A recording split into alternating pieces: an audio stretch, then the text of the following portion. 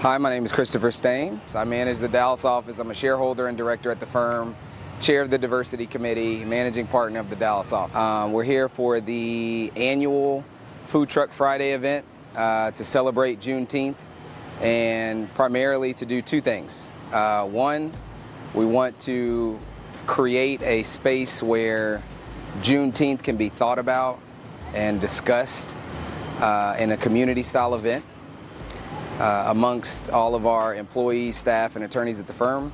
And we also want to take that opportunity to invest in Oklahoma Black businesses. We're partnering with OKC Black Eats, we're partnering with Hank's Food Truck, and we're partnering with Upbeat Treats to invest in these companies.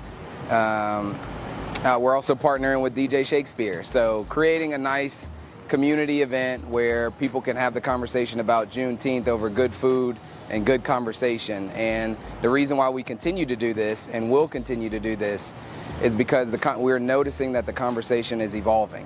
The importance of it, why we recognize it, why we celebrate it, why it's now a federal holiday.